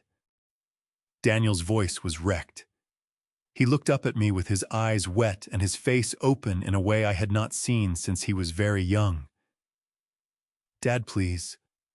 We're family." Something in my chest pulled so hard, I had to press my feet flat against the floor to stay in the chair. "3 nights ago," I said, keeping my voice as steady as I could manage, "your mother was in this hospital. I called you and told you exactly that. I didn't ask you for anything complicated. I didn't need you to solve anything or fix anything. I stopped and made sure he was hearing me, really hearing me. I just needed you to come. I didn't know how serious it was, he said. His voice cracked on the last word. You didn't need to know, I said. Your mother was in the emergency room. That alone should have been enough. Daniel pressed his hand against his eyes. His breath was coming unevenly, catching and releasing in a rhythm that had nothing controlled about it anymore. I made a mistake, he said. I made so many mistakes. I know that. But I need you to tell me there's a way through this. I need you to tell me this isn't the end of us. I looked at my son. I looked at Eleanor. She gave me nothing, no nod, no signal. This was mine to carry. What do you do now? He asked. Tell me what I have to do. I breathed in slowly. Outside the window, a car horn sounded somewhere far below on the street.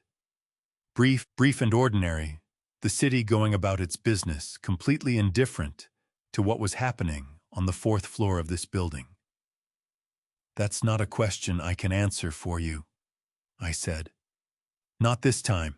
Daniel looked at me with his eyes still wet and his face completely open, no performance left in it. No calculation, just the raw, unguarded expression of a man who has run out of everything else. Dad, he said, please, just tell me what to do. I thought about the hallway outside the emergency room on Friday night, the plastic chair, the fluorescent lights humming above my head, the phone going dark in my hand after he hung up.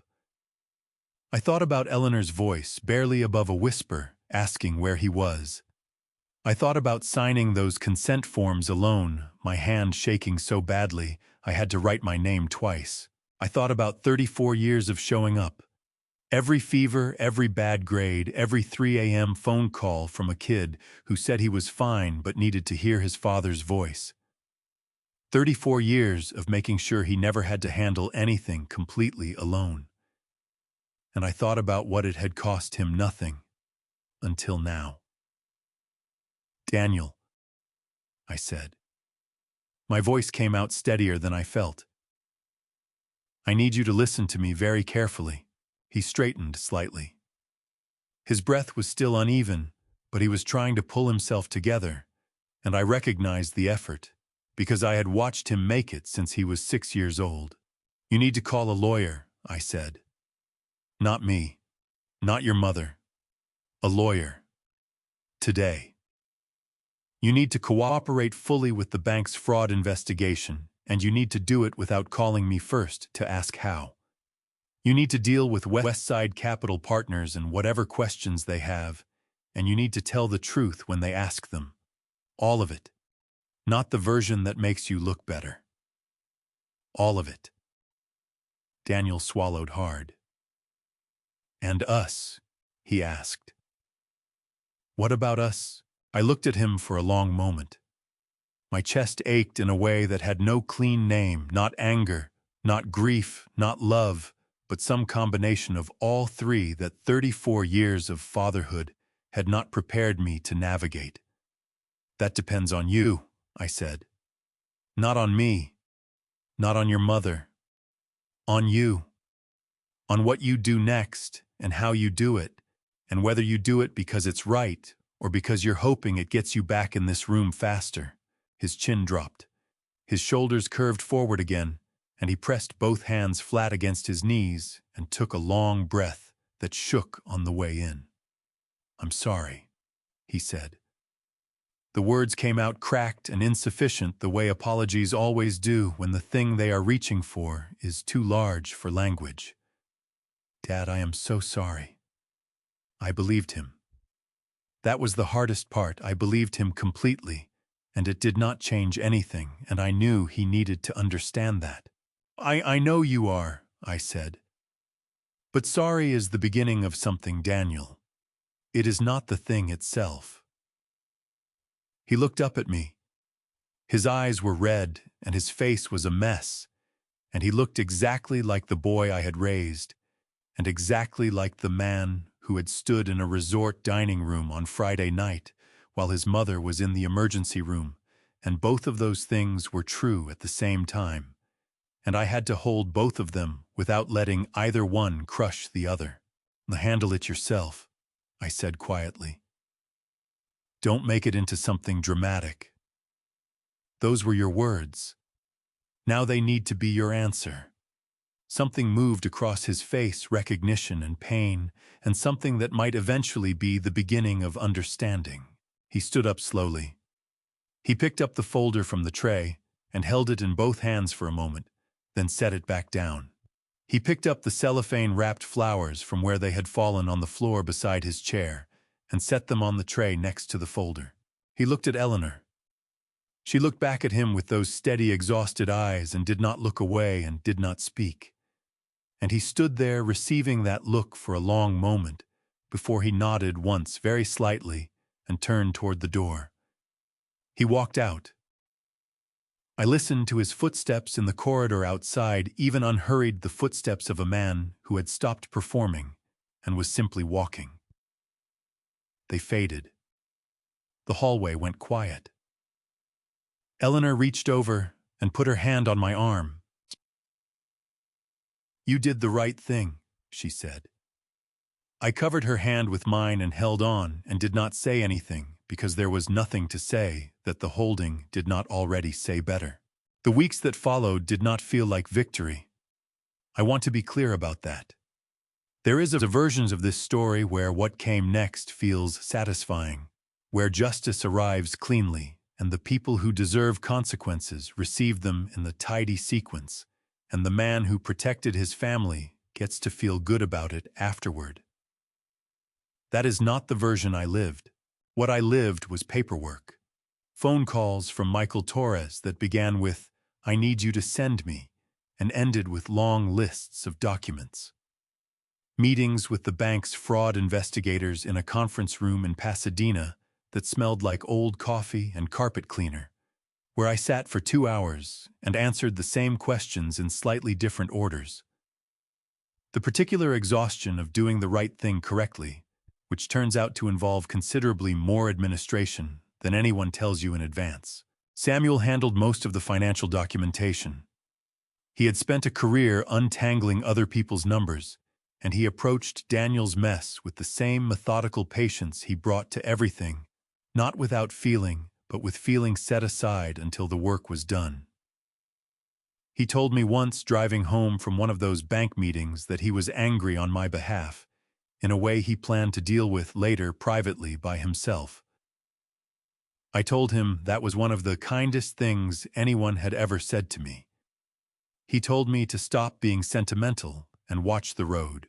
The fraud investigation moved at the speed that investigations move, which is to say slowly and without drama. A portion of the $84,000 was traced and recovered through the intermediary accounts before those funds were moved again. Another portion remained in the hands of Caldwell Holdings and was the subject of a separate civil process that Michael said would take time. I told him I had time. He said good because I was going to need it. The forgery referral under California Penal Code Section 470 generated its own process. Investigators document examiners the particular machinery of a system that moves carefully because it has to. I was not in a hurry. I had spent 35 years building things that were meant to last. I understood that the things worth doing rarely happened fast.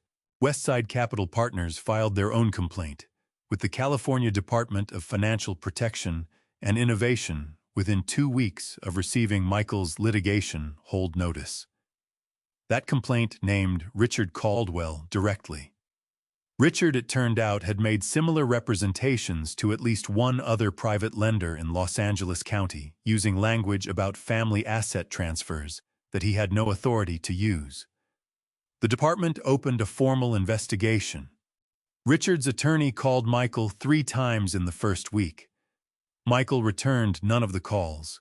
Charles Bennett called me on a Thursday evening to say that the 2 other investors Richard had approached at Margaret's birthday dinner had both withdrawn from the deal after speaking with their own attorneys. He said it with the quiet satisfaction of a man reporting that a building had been evacuated before it collapsed. I thanked him. He told me to stop thanking him and come have lunch sometime soon, that Eleanor was welcome, and so was I. I said we would. Vanessa called Daniel the morning after he left our hospital room. Then she stopped calling. Then she moved out of their house in Glendale and retained her own attorney, which meant that whatever story she had been telling herself about how things would resolve was no longer the story she was telling. Daniel's attorney called Michael to discuss the possibility of a repayment arrangement. Michael discussed it with me. I said I was willing to listen, which was true, and that I was not in a hurry, which was also true. Margaret called me on a Wednesday afternoon. She called from her cell phone, not the house line, which I noticed, because it meant she had not told Richard she was calling. Her voice when I answered was different from the voice I had heard at birthday dinners and holiday gatherings for 7 years, smaller, less certain of its own authority. "Robert," she said, "what's happening to our family, to both our families, I think there are things we could have handled differently. On both sides." I held the phone and looked out the window at the San Gabriel Mountains going purple in the late afternoon light. "Margaret," I said, "if Vanessa had been in that emergency room and Daniel had left your daughter to attend Eleanor's birthday celebration, would you be calling me right now to talk about things we could have handled differently on both sides?" A long silence. Not the silence of someone formulating an answer. The silence of someone who has received an answer they were not prepared for. "I didn't think so," I said. "Take care of yourself, Margaret." I ended the call and put the phone down on the kitchen counter and stood there for a moment in the quiet house. The late afternoon light came through the windows at a low, flat angle the way it does in November in Pasadena, falling across the kitchen floor, in long rectangles, warm and unhurried. Eleanor was coming home in 4 days. The doctor who discharged Eleanor was a young woman named Dr. Patricia Hagen, and she had the particular combination of efficiency and warmth that I had come to associate with the best people I had met inside that building over the past 2 weeks. I had arrived at the hospital at 7:30 that morning, 2 hours before the discharge was scheduled, because I had not been able to sleep past 5, and there was nowhere else I wanted to be.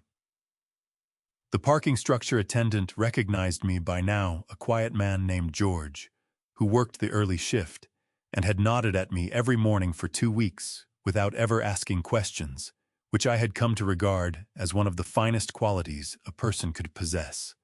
He nodded at me again that morning, and I nodded back and took the elevator up to the 4th floor, where the hallway already smelled of breakfast trays and fresh coffee, and the particular antiseptic warmth that I had stopped noticing sometime in the 2nd week, and had only just noticed again now because today was the last morning I would walk it. I noticed everything that morning. The particular quality of attention that comes after you have almost lost something tends to make the world very vivid and specific in a way it is not when you take it for granted. The scuff marks on the baseboard outside Eleanor's room. The way the morning light came through the window at the end of the corridor at a low angle and turned the linoleum floor briefly gold before the clouds shifted and it went gray again. The sound of Eleanor's voice when I pushed open the door, and she looked up from the cup of tea a nurse had brought her and said simply, "You're early," in the tone she used when she already knew why and was not going to make me explain it. I know," I said. She was dressed already. The blue cardigan, the good shoes I had brought the day before because she had told me with complete certainty that she was not leaving a hospital in paper slippers, which had told me everything I needed to know about how much better she was getting. She was sitting on the edge of the bed with her hands folded in her lap and her posture straighter than it had been at any point in the past 2 weeks. And the sight of her like that, composed and ready and unmistakably herself, hit me somewhere behind the sternum with a force I had not anticipated. I set her bag down by the door and sat in the chair beside her bed, And we waited together for Dr. Hogan the way we had waited together for things all our lives, without filling the silence unnecessarily, without pretending the waiting was not happening, just present with each other inside it. Dr. Hogan arrived at 9:10. She was direct and thorough, and spoke to Eleanor as though Eleanor were a full participant in every decision about her own recovery, which Eleanor appreciated visibly, and which made me appreciate Dr. Hagan in return. The discharge paperwork took 40 minutes. Eleanor signed forms and listened to instructions about medications and follow-up appointments and activity restrictions, with the focused patience of a woman who intended to follow every single one of them and was already organizing them into categories in her mind. I stood near the window and watched her, and felt something I did not have a precise word for. Gratitude was part of it. Relief was part of it. But there was something else underneath both of those, something quieter and more permanent. The feeling of a man who has been reminded at considerable cost of exactly what he would not survive losing. When the last form was signed, and Dr. Hagan had shaken both our hands and wished Eleanor a steady recovery with the genuine warmth of someone who meant it, a nurse brought a wheelchair to the door. Eleanor looked at it and then looked at me. "I can walk," she said. "Hospital policy," the nurse said pleasantly. Eleanor looked at the wheelchair for another moment, with the expression she reserved for rules she found unnecessary, but was prepared to comply with in the interest of moving things along. Then she sat down in it with the precise, deliberate movement of a woman making a tactical concession and losing nothing in the process. I picked up her bag. I followed them down the corridor past the nurse's station, where two of the women who had looked after Eleanor over the past 2 weeks smiled and said goodbye. And Eleanor thanked them by name because she had learned all their names in the first 3 days, because that was who Eleanor was, and into the elevator and through the lobby and out through the sliding glass doors into the December morning. The air outside hit us both at once. Clean and cool in the particular way Pasadena air is clean and cool, in December dry and light, carrying just a trace of the mountains in it, the kind of air that makes you feel briefly that your lungs are larger than you remembered. Eleanor tipped her face up toward the sky the moment we came through the doors. She closed her eyes and breathed in slowly all the way in, holding it for a moment, before she let it go. I watched her do it, and my throat got tight in a way I was not going to apologize for. 2 weeks ago, I had not known, standing in a hospital hallway with consent forms shaking in my hands, whether I would ever see her do something as ordinary as stand in the December air and breathe. I helped her into the passenger seat. The nurse took the wheelchair back inside. I put Eleanor's bag in the trunk and got in and started the engine, and we pulled out of the parking structure into the December morning and turned toward home. Eleanor did not speak for the first 10 minutes. She looked out the window at the city going past the familiar streets of Pasadena, the old buildings and the palm trees and the mountains sitting behind everything, the way they always had, patient and enormous and completely indifferent to human trouble. I kept my eyes on the road and let her look. I understood what she was doing. She was reacquainting herself with the world, taking it back in block by block at her own pace. Somewhere on Marengo, she said quietly, and to no one in particular, "The jacarandas are all bare." "They'll come back in spring," I said. "They always do," she said. We did not speak again until we turned onto our street. When we did, Eleanor sat up slightly straighter the way she always had when we came home from somewhere, a reflex so old and so hers that seeing it made something loosen in my chest that had been held tight for 2 weeks. Our house came into view at the end of the block. The red tile roof, the white fence, the big oak tree in the front yard that we had planted the first spring after we moved in 31 years ago, when it was barely taller than I was, and Eleanor had insisted we plant it anyway, because she said she wanted something that would outlast the furniture. Now it spread its branches over half the front yard bare in December, its clean winter architecture of branch and twig dark against the pale sky. I pulled into the driveway and turned off the engine. Neither of us moved immediately. Eleanor looked at the house the way you look at something you were afraid you might not see again, carefully and with full attention, taking nothing for granted. She looked at the oak tree.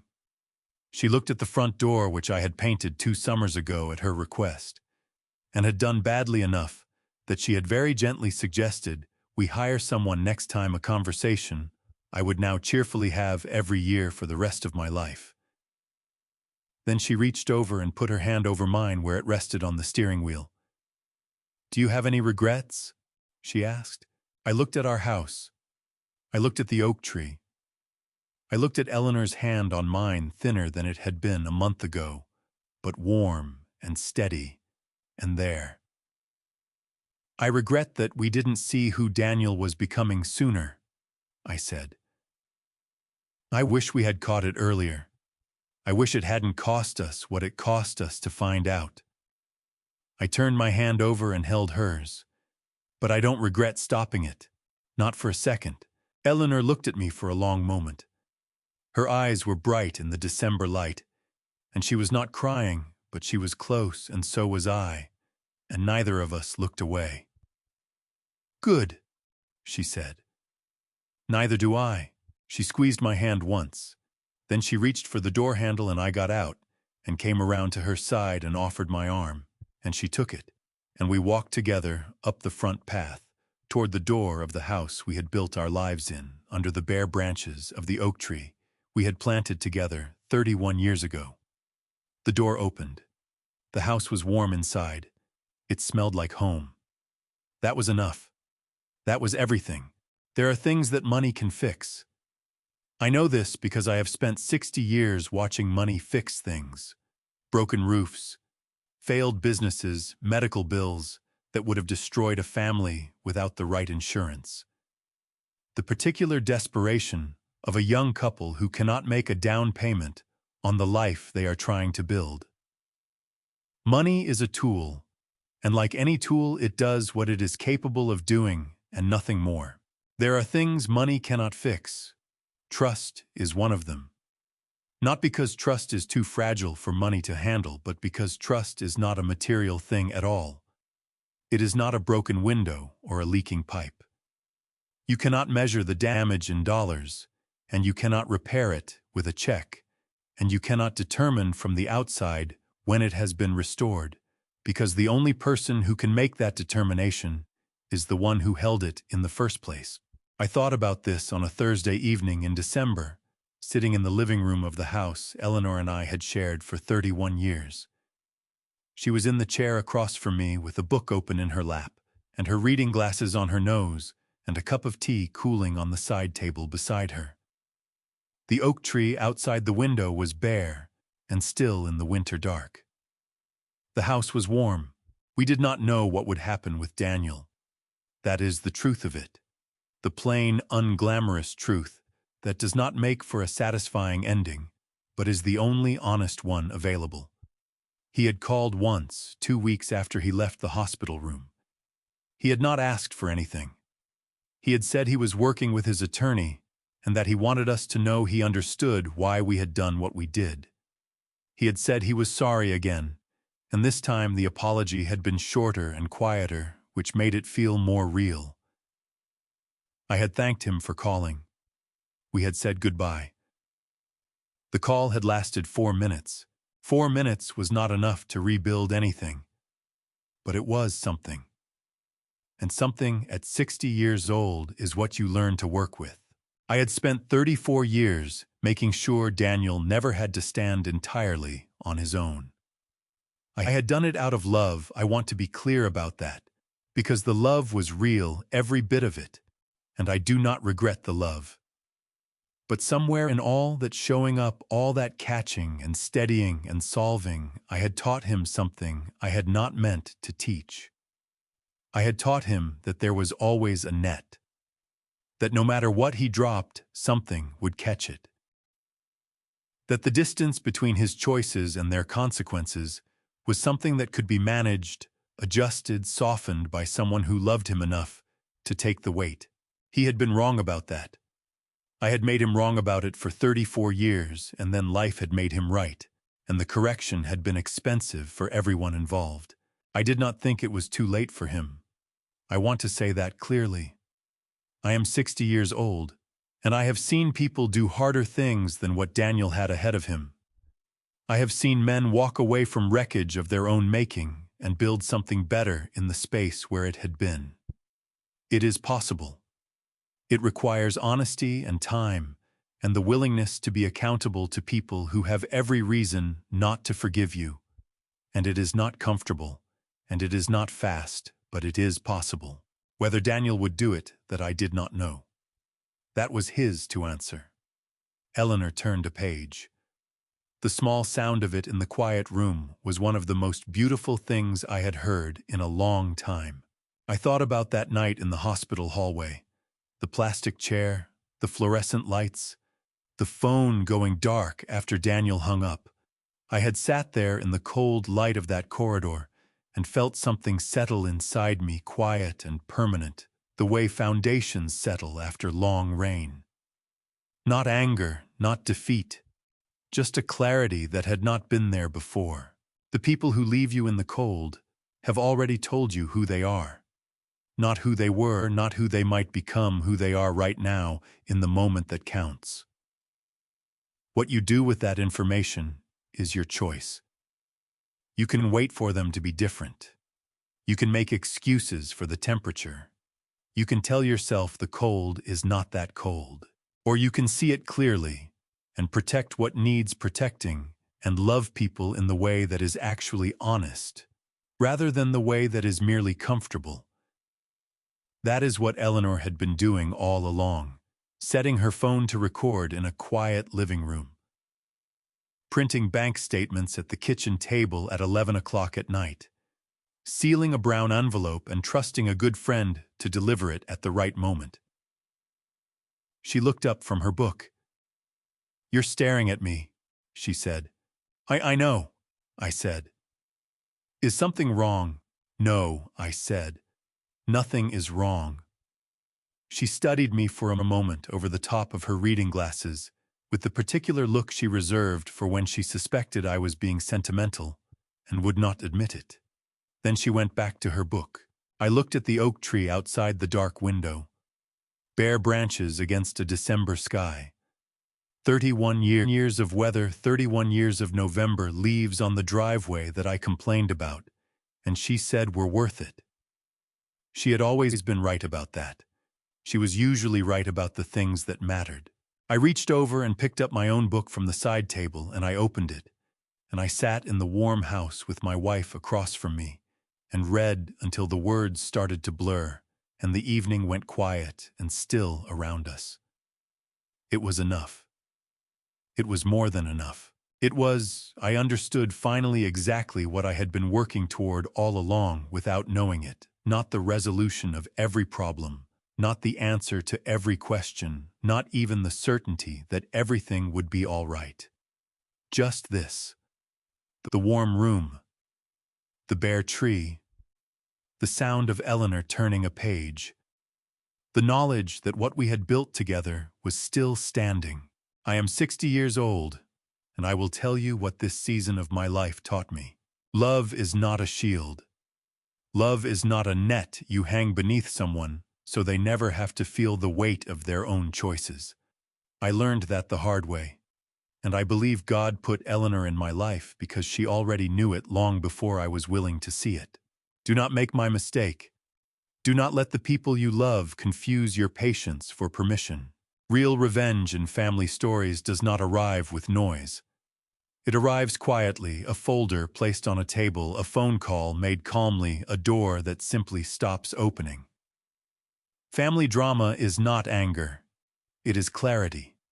And at its most powerful, it is just this protecting what you built, without apology, without drama, without cruelty.